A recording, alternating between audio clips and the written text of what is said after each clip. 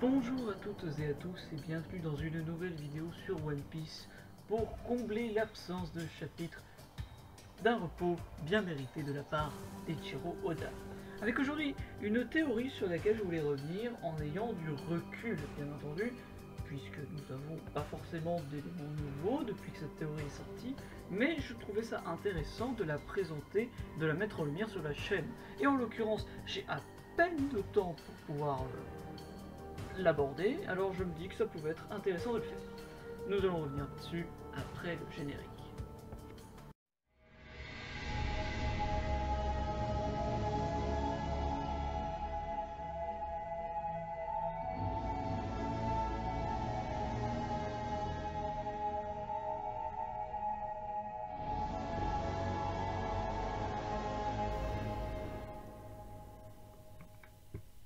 Vous n'êtes pas con et vous avez vu l'intitulé de la vidéo, bien entendu la théorie du plan de Barbe Noire.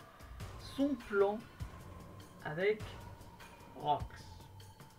Parce que on nous a quand même présenté Rox comme étant une énorme menace, une menace du passé, mais aussi une menace qui pourrait être imminente, puisque nous ne savons rien de ce personnage. Alors, à part donner un flou et teaser les gens de manière générale, à quoi pourrait donc servir à l'auteur de nous présenter Rox dans le passé s'il est bel et bien mort?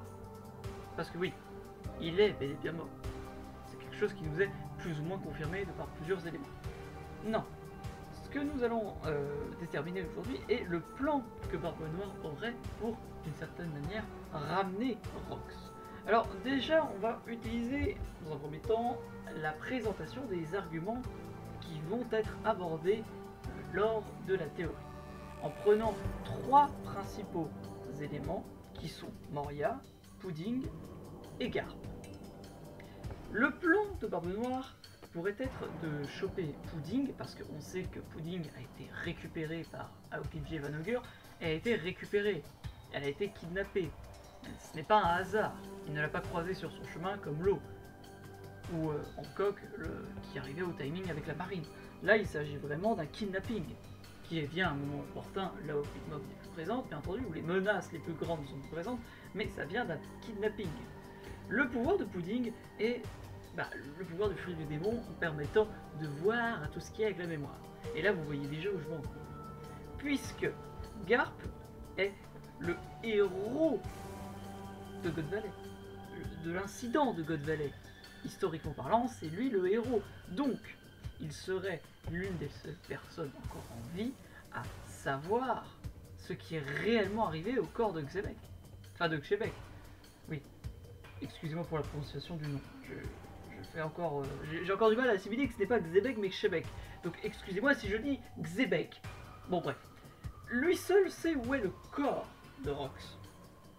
Et donc, quoi de plus normal que d'utiliser le pouvoir de Pudding pour savoir dans la mémoire de Garp où se trouve le corps de Xebec.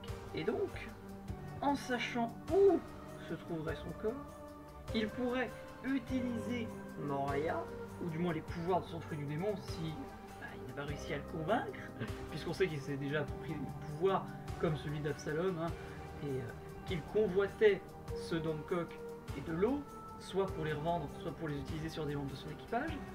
Mais donc le pouvoir de Moria permettrait de ressusciter en tant que zombie Xebec. Et vu qu'on a déjà eu un élément de puissance avec le pouvoir du fruit du démon de Moria envers des grands guerriers tels que Oz, il ne serait pas déconnant de penser qu'un zomblard de Rox dit Xebec pourrait être tout de même une arme assez puissante. Surtout si on peut imaginer de pierre deux coups, il utiliserait l'ombre de Garp.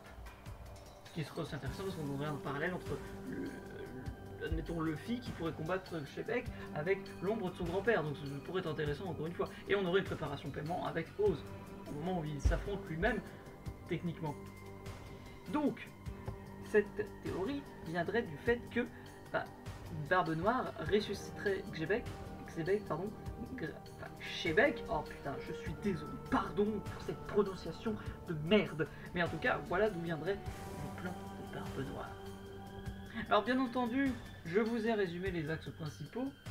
Je ne suis pas allé trop dans le détail pour des raisons évidentes, d'éviter de tirer cette vidéo en longueur pour rien, parce que je ne veux pas vous faire perdre votre temps, je vais aller directement aux faits pour vous expliquer les éléments.